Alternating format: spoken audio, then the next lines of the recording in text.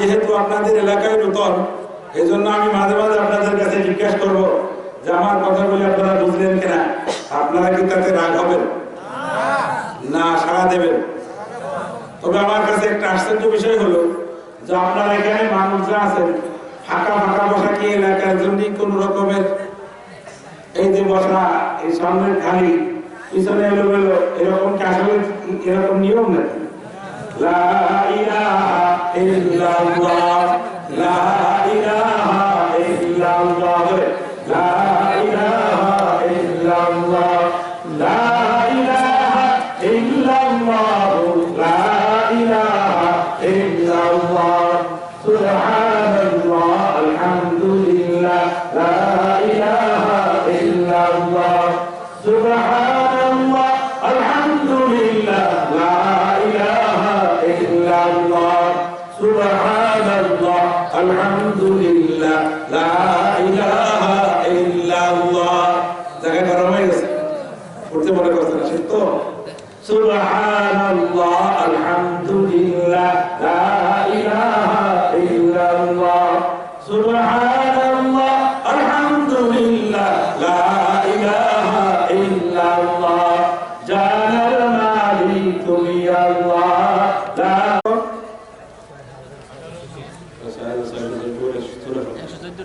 114টা কয়টা ধরে বলতে হবে আমার সাথে সবাই। কোরআন শরীফের সূরা সংখ্যা কত? 114টা ধরে বলেন। আয়াত সংখ্যা হলো 6236টা। আয়াত কত? সারা জীবন শুনে আসলাম 6636 নাকি 66? আপনি যাকে পাল্টে দিলেন, আপনি গুনিয়ে দেখেন কোরআন শরীফ সম্পর্কে আপনার তো যতখানি নলেজ আছে, আপনি একদিন প্রত্যেকটা সূরা শুরুতে কত আয়াত কত রুকু এটা দেওয়া আছে, আপনি একদিন গুনে টোটাল করে আমার ফোন নাম্বারটা দিয়ে ফোন দিয়ে কত আয়াত বললাম? 6236। কত? 6236। সূরা সংখ্যা কত? 114। এই সূরার ভিতর থেকে আমি মাঝখানের একটা সূরা আছে সূরাতু বানি ইসরাঈল নাম, এই সূরায় বানি ইসরাঈলের কত নম্বর আয়াত তেলাওয়াত করছি? মাশাআল্লাহ, এটা ঠিক আছে, ছাত্র ভালো আছে, চলবে। 18 এবং 19 নম্বর আয়াত তেলাওয়াত করছি। 18 এবং 19 নম্বর আয়াতের তাফসীরে যাওয়ার আগে, তার ব্যাখ্যায় যাওয়ার আগে এই সূরা সম্পর্কে আমি কিছু কথা বলবো আমার সামনের কথাগুলি বোঝার জন্য। আপনাদের এটা স্মরণ রাখলে আমার সামনের কথাগুলি বুঝতে সহজ হবে। আল্লাহ পাক কালামে যে সমস্ত সূরাগুলি নাযিল করেছেন, কোন সূরার নাম একটা শব্দ দিয়ে আল্লাহ পাক রাখছেন। যেমন ফাতিহা কয়টা শব্দ? একটা শব্দ না? ফাতিহা কয় শব্দ? আরে ভাই যেটা বলেন না রাখো বসে। ফাতিহা কয় শব্দ? এক শব্দ। ইখলাস কয় শব্দ? এক শব্দ। আলী ইমরান কয় শব্দ? দুইটা হয়ে গেছে। আলী ইমরান কয়টা? একটা হলো আল আর একটা হলো ইমরান। শব্দ কয়টা? দুইটা। কোন সূরার নামের শব্দ সংখ্যা কত? এক। কোন সূরার শব্দ সংখ্যা কত? দুই। আমি যে সূরার আয়াত তেলাওয়াত করছি, এই সূরার ভিতরে দুইটা শব্দ, একটা হলো বানি আর একটা হলো ইসরাঈল। কি নাম? বানি ইসরাঈল। এখন সর্বপ্রথম আমাদের এই সূরার নাম সূরা বানি ইসরাঈল কেন, এই কথাটা আগে বুঝলে আমার সামনের কথাগুলি বুঝতে কি হবে? সহজ। এই কথাটা আমি আগে বুঝাই। আমাদের নবী দুনিয়ায় আসার প্রায় 3000 বছর আগে এই বিশ্বের ভিতরে একজন নবী আল্লাহ পাঠিয়েছিলেন, বিশ্ববিখ্যাত নবী। তার নাম ছিল হযরতে ইব্রাহিম আলাইহিস সালাতু ওয়াস সালাম। কি নাম? খুব পরিচিত নবী না? মনে হয় আপনাদের কাছে দেখা হয়েছে এরকম পরিচিত। কি বল? হযরত ইব্রাহিম আলাইহিস সালাতু ওয়াস সালাম আসছিলেন আমাদের নবীর কতদিন আগে? প্রায় 3000 বছর আগে। তো হযরত ইব্রাহিম আলাইহিস সালাতু ওয়াস সালামের আল্লাহর দরবার থেকে একটা ছেলে কান্নাকাটি করে দিয়েছিলেন, আমাদের যদি সন্তানাদি না হয় তো আমরা কোথায় যাই? ডাইরেক্ট সিলেক্ট কোন জায়গায়? মাজারে যাই। তো বাবা একটা সন্তান যদি দিতে হয়, এদিকের অবস্থান কি জানি না, অনেক এলাকার অবস্থান এমনই, যদি সন্তানাদি না হয় কোন জায়গায় চলে যায়? বাবার দরবারে যায়, মাজারে যায়। মাজারে তো অনেক ছেলে নিয়ে বসে আছে, কি বলে? অনেক ছেলে তার কাছে আসে না? বেটা তারই কোনো কিছু নাই, এই লোকটার কি কবরে আজাদ হইতেছে না, শান্তিতে আছে, কেউ বলতে পারে আপনি যে তাকে হাজার হাজার টাকা দিয়েছেন আর এই টাকাটা অযথা নষ্ট হয় কি হয় না? আপনি তাকে দিয়েছেন এই টাকাটা কিসে কি নাস্তা করে, চা কেনে, পান খায়, কাকে দিলে এই টাকাটা? মুসলমান হিসাব থাকতে হবে। আমাদের নবীর আবির্ভাবে 1000 বছর পূর্বে একজন নবী আসছিলেন, নাম ছিল ইব্রাহিম আলাইহিস সালাতু ওয়াস সালাম। ইব্রাহিম আলাইহিস সালাতু ওয়াস সালাম আল্লাহর কাছে কাঁদছিলেন, পরওয়ারদিগার আমার সন্তানাদি হয় না, রব্বি হাবলি মিনাস সালিহিন, হে পরওয়ারদিগার আমাকে একটা সন্তান আপনি দান করেন। সন্তান চাইছিলেন, শুধু কি রব্বি হাবলি মিনাস সালিহিন, হে আল্লাহ তুমি আমাকে একটা নেককার সন্তান দাও। কি বলছিলেন? শুধু সন্তান নাকি? নেককার সন্তান। এখন নেককার সন্তান কি? আল্লাহ পাক বলেন ফাবাশশারনাহু বিগুলামিন হালিম, আমি ইব্রাহিম আলাইহিস সালাতু ওয়াস সালামকে একটা সন্তান দিয়েছিলাম, সে তো নেককার চেয়েছিল, নেককার তো অবশ্যই, তারপরে অনেক ধৈর্যশীল একটা সন্তান আমি তাকে দিয়েছিলাম। আল্লাহ কি বললেন? ফাবাশশারনাহু বিগুলামিন হালিম বললেন, তাকে একটা ধৈর্যশীল সন্তান আল্লাহ পাক দান করেছেন। সেই সন্তানের নাম ছিল হযরত ইসমাঈল আলাইহিস সালাতু ওয়াস সালাম। কি নাম? ইসমাঈল আলাইহিস সালামের পিতার নাম কি? ইব্রাহিম আলাইহিস সালাম। তো ইব্রাহিম আলাইহিস সালামের প্রথম সন্তানের নাম হলো হযরত ইসমাঈল আলাইহিস সালাম। বনি মানে সন্তানাদি, বংশধর।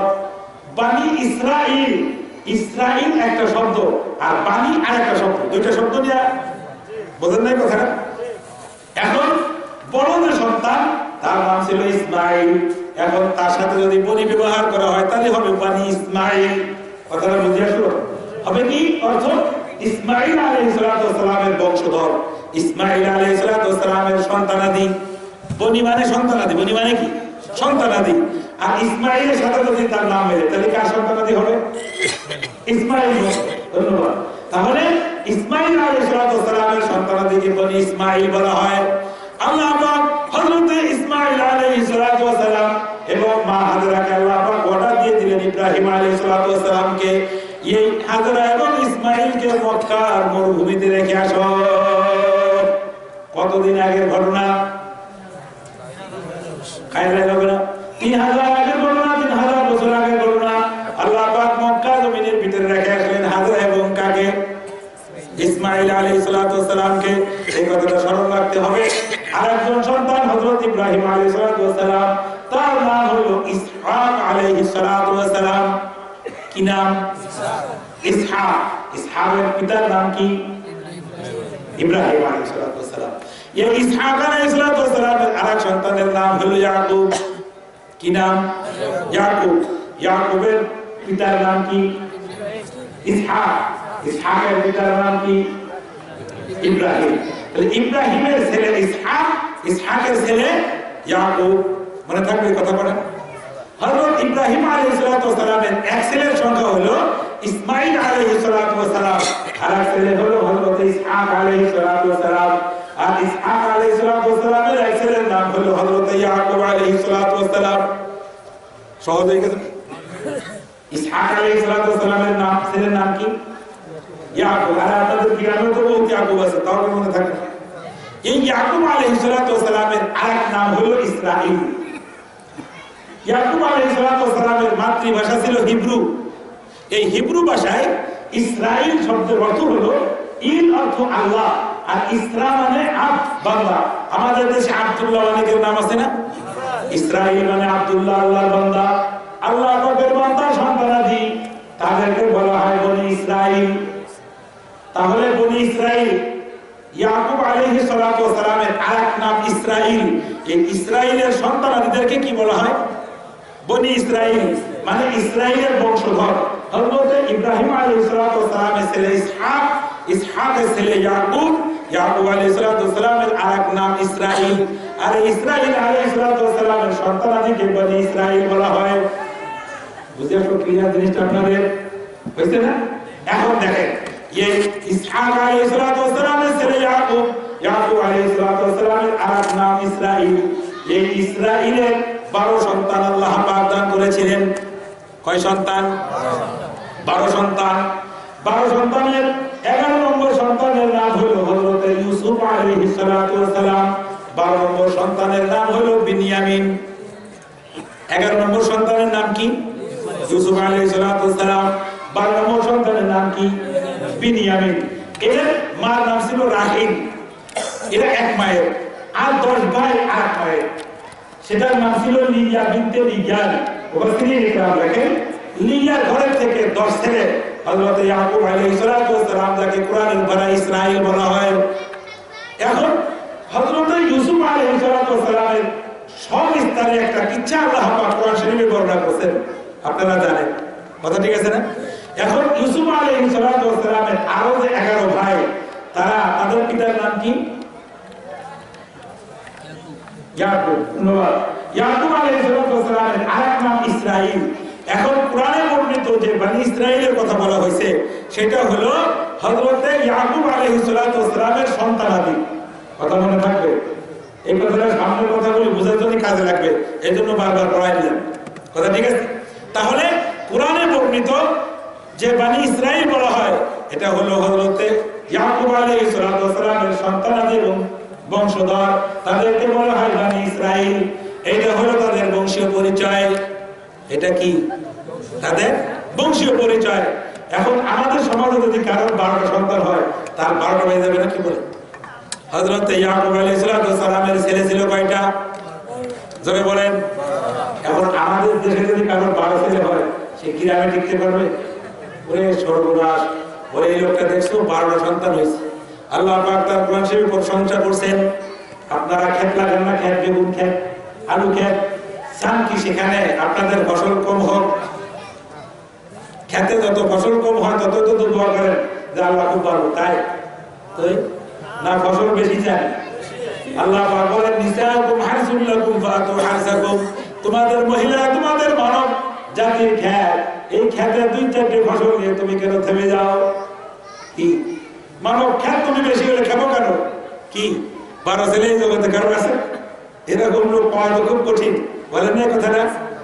শুধু মানব জাতির ব্যাপারে শুধু কত রকমের নিয়ম কানুন, অন্য ফসলাদির ব্যাপারে তো কোনো কি নেই, আছে?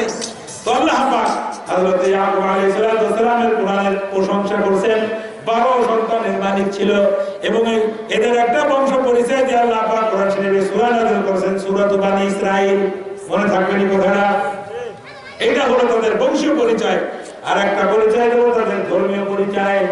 এই বনি ইসরাইল ধর্মীয় ভাবে 2 ভাগে বিভক্ত। একদল বনি ইসরাইল ইহুদি, আর একদল বনি ইসরাইল নাসারা। কয় দলে বিভক্ত? 2 দলে বিভক্ত। একদল ইহুদি আর একদল নাসারা। এই বনি ইসরাইলের মধ্যে আল্লাহ পাক কমপক্ষে 1,24,000 নবী পাঠিয়েছেন। কত বলি নবী? 1,24,000 নবী আল্লাহ পাক পাঠিয়েছেন। সবগুলি বনি ইসরাইলের ভিতরে পাঠিয়েছেন। এই বনি ইসরাইলের ভিতরে যত রাজা আছে আল্লাহ পাক পাঠিয়েছেন। কিন্তু ওই যে বনি ইসমাইলের ভিতরে মক্কার জমিনে 3000 বছরের ভিতরে কোন নবী আল্লাহ পাক পাঠান নাই। কথা বলেন। এই বনি ইসরাইলের একটা হলো বংশ পরিচয়, আর একটা হলো ধর্মীয় পরিচয়। ধর্ম পরিচয় হলো হযরত মুসা আলাইহিস সালামের যারা অনুসরণের দাবিদার, তারা বলে আমরা ইহুদি। আর হযরত ঈসা আলাইহিস সালামের উম্মত হওয়ার যারা দাবিদার, তারা বলে আমরা খ্রিস্টান নাসারা। ধর্মীয় ভাগে যারা কয় ভাগে ভাগ? 2 ভাগে ভাগ। ধর্মীয় ভাগে কয় ভাগে ভাগ? আল্লাহ পাক এই বিশ্বের ভিতরে টোটাল 104 খান কিতাব নাযিল করেছেন। কয়খান কিতাব? 104 খান। 104 খানা সহিফা, ছোট ছোট কিতাব, আর 4 খানা বড়। তাওরাত, জাবুর, ইনজিল, কুরআন। তাওরাত নামে যে কিতাব আল্লাহ পাক নাযিল করেছিলেন, এটা নাযিল করেছিলেন হযরত মুসা আলাইহিস সালামের উপরে। ইনজিল নামে যে কিতাব আল্লাহ পাক নাযিল করেছিলেন, এই কিতাবটা নাযিল করেছিলেন আল্লাহ পাক হযরত ঈসা আলাইহিস সালামের উপরে। আল্লাহ পাক আমাদের নবীর দুনিয়ায় আসার 570 বছর আগে যে নবী পাঠিয়েছিলেন, তিনিই ছিলেন হযরত ঈসা আলাইহিস সালাম। মনে থাকবে কথাটা? হযরত ঈসা আলাইহিস সালাম আমাদের নবীর কতদিন আগে নবী? 570 বছর। ধরে বলেন 570 বছর। আমরা যে ইংরেজি সনটা করি, এই ইংরেজি সনটা শুরু হলো হযরত ঈসা আলাইহিস সালাম থেকে। আজকে কত তারিখ? 23 তারিখ। কত সাল, কত মাস? 2015। 2015 বছর আগে যে নবী দুনিয়া আসছিলেন সেই নবীর নাম ছিল হযরত ঈসা আলাইহিস সালাতু ওয়াস সালাম। হযরত ঈসা আলাইহিস সালাতু ওয়াস সালামের জন্মের থেকে নিয়ে যে সনটা গণনা করা হয় তাকে বলা হয় খ্রিস্টানি সন, ইংরেজি সন। কথা বলেন নাই? আমাদের সন হিজরি থেকে নবী সাল্লাল্লাহু আলাইহি ওয়াসাল্লাম যখন থেকে হিজরত করেছিলেন এই সন থেকে আমাদেরকে হিজরি সন বলা হয়। আর খ্রিস্টানদের যেটা আমরা গুনি সেটা কবে থেকে? হযরত ঈসা আলাইহিস সালামের জন্মের থেকে। তাহলে দুইটা পরিচয় আমি বনি ইসরাইলের আপনাদের সামনে তুলে ধরলাম। একটা হলো তাদের বনি ইসরাইল হলো ব্যক্তিগত পরিচয়, এই ইহুদি এবং নাসারা উভয়টাই হলো হযরত ইয়াকুব আলাইহিস সালামের বংশধর। আর তাদের ধর্মীয় পরিচয় হলো একদল ইহুদি আর একদল নাসারা। কথা বলেন? আনুষঙ্গিকভাবে আরেকটা কথা বলে রাখি, আল্লাহ পাক হযরত মুসা আলাইহিস সালামের উপরে যে কিতাব নাযিল করেছিলেন তাওরাত, এই তাওরাতের ভিতরে লেখা ছিল এই তাওরাত কিতাবের মিয়াদ এবং এই শরীয়ত হযরত মুহাম্মদ রাসূলুল্লাহ সাল্লাল্লাহু আলাইহি সাল্লাম আসার আগ পর্যন্ত চলবে। ইনজিলের ভিতরে লেখা ছিল হযরত মুহাম্মদ রাসূলুল্লাহ সাল্লাল্লাহু আলাইহি সাল্লাম আসা পর্যন্ত ইনজিল চলবে, এরপরে আর ইনজিলের হুকুম চলবে না, ইনজিলের ধর্ম চলবে না। কথা বলছেন? তাহলে তাদের ধর্ম ছিল মিয়াদি, তাদের ধর্ম ছিল কি? মিয়াদি। আমাদের ধর্ম হযরত মুহাম্মদ রাসূলুল্লাহ সাল্লাল্লাহু আলাইহি সাল্লাম থেকে নিয়ে কিয়ামত পর্যন্ত চলবে। আমাদের ধর্মের একটা মেয়াদ আছে, কতদিন চলবে? কিয়ামত পর্যন্ত চলবে। আমাদের নবীর থেকে আমাদের ধর্ম শুরু হয়েছে। কি বলেন?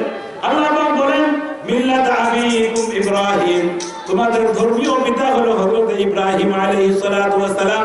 তিনি তোমাদের নামকরণ করে গেছেন হুয়াসাম্মাকুমুল মুসলিমিন, তিনি তোমাদেরকে মুসলমান হিসাবে নামকরণ করে গেছেন। কে আমাদেরকে মুসলমান হিসাবে নামকরণ করছেন? কে? হযরত ইব্রাহিম আলাইহিস সালাতু ওয়াস সালাম। আমাদের নবীর কত আগের নবী? 3000 বছর আগের নবী। 3000 বছর আগে আল্লাহ পাকের দরবারে দোয়া করে গেছিলেন। হযরত হাজরা এবং ইসমাঈল আলাইহিস সালামকে মক্কার জমিনে রাখার পরে হযরত ইব্রাহিম আলাইহিস সালাম এবং হযরত ইসমাঈল আলাইহিস সালাম খানায় কাবা নির্মাণ করার পরে আল্লাহর কাছে দোয়া করেছিলেন, ওয়া ইয ইয়ারফাউ ইব্রাহিমুল কওয়াইদ মিনাল বাইতি ওয়া ইসমাঈল, হে আল্লাহ তোমার হুকুমে তোমার ঘর নির্মাণ করলাম, রব্বানা তাকাব্বাল মিন্না ইন্নাকা আনতাস সামিউল আলিম, হে আল্লাহ তুমি এই সামান্য খেদমতটুকু যদি কবুল করো আল্লাহ তাহলে কাজে লাগবে, আর যদি কবুল না করো আল্লাহ মসজিদ নির্মাণ করার কাজে লাগবে না। অনেকগুলি দোয়া করছিলেন, রব্বানা ওয়াজআলনা মুসলিমাইন লাকা ওয়া মিন যুররিয়্যাতিনা উম্মাতান মুসলিমাতান লাক ওয়া আরিনা মানাসিকানা ওয়া তুব আলাইনা ইন্নাকা আনতাত তাওয়াবুর রহিম, রব্বানা ওয়াবআস ফীহিম রাসূলা। অনেকগুলি দোয়ার ভিতরে একটা দোয়া করেছিলেন, হে আল্লাহ এই বিশ্ব ভুবনের ভিতরে আখেরি নবীর জন্য আমার বনি ইসমাঈলের ভিতরে জন্ম হয়। কোন জায়গায় জন্ম হয়? কে দোয়া করলো? ইব্রাহিম আলাইহিস সালাম। 3000 বছর আগে মক্কার জমিনে যারা আল্লাহর কাছে অনেকগুলি দোয়া করেছিলেন, তার একটা দোয়া হলো, হে আল্লাহ তুমি আমার বংশ ইসমাঈল আলাইহিস সালামের বংশধরে শেষ নবীর জন্ম দিয়ে পাঠাইও।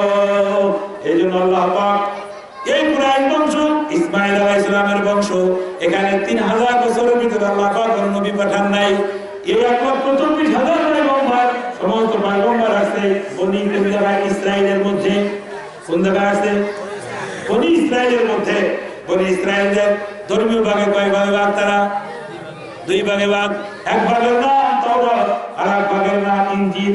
এক ভাগের নাম ইহুদি, আর এক ভাগের নাম নাসারা। মনে আছে নি? কথা বলেন নাই? এই তাওরাত এবং ইনজিলের ভিতরে মুহাম্মদুর রাসূলুল্লাহ সাল্লাল্লাহু আলাইহি ওয়াসাল্লামের কথা লিপিবদ্ধ ছিল। হযরত মুহাম্মদুর রাসূলুল্লাহ সাল্লাল্লাহু আলাইহি ওয়াসাল্লামকে আল্লাহ পাক মক্কার জমিনে জন্ম দিয়ে পাঠাবেন। সেখান থেকে হিজরত করে আল্লাহ নবী মুহাম্মদুর রাসূলুল্লাহ সাল্লাল্লাহু আলাইহি ওয়াসাল্লাম মদিনায় যাবেন। কোথায় লেখা ছিল? তাওরাতে। কোথায়? তাওরাতে। ইনজিলে লেখা ছিল। তাওরাত যারা পড়েছিল, ইনজিল যারা পড়েছিল, তারা বিভিন্ন দেশ ভ্রমণ করে মদিনা শহরে যে বাড়ি নির্মাণ করেছিল। কেন? এখানে আখিরি জামানার নবীর আবির্ভাব হবে, এই কারণে তারা সেখানে বাড়ি নির্মাণ করেছিল। কথা বলছেন? এখন আপনাদের এই এলাকা জয়পুরা এলাকা না? জয়পুরা এলাকা, জয়পুরায় যারা বসবাস করে আদিবাসিন্দা কিছু আছে না? আর কিছু আছে মানে একটা রাজ্যে জমি কিনে এখানে বাড়ি করছে, এরকমও তো কিছু আছে। যারা আদিবাসিন্দা, মদিনায় যারা আদিবাসিন্দা তারা দুই দল ছিল, দুই গোত্র ছিল। এক দল তার নাম ছিল আউস, এক গোত্রের নাম ছিল আউস, আর এক গোত্রের নাম ছিল খাজরাজ। কি নাম? খাজরাজ। এটা ছিল মদিনার মূল বাসিন্দা। মূল বাসিন্দা কয় দল? দুই দল। কি নাম? খাজরাজ। বারবার বলেন আউস খাজরাজ। কোরআন শরীফের তাফসীর বলতে হলে একটু আনুষঙ্গিক কথা না বললে নয়। কথা বুঝছেন? এখন মদিনায় যারা মূল বাসিন্দা ছিল তারা কি ছিল? আউস এবং খাজরাজ। এই আউস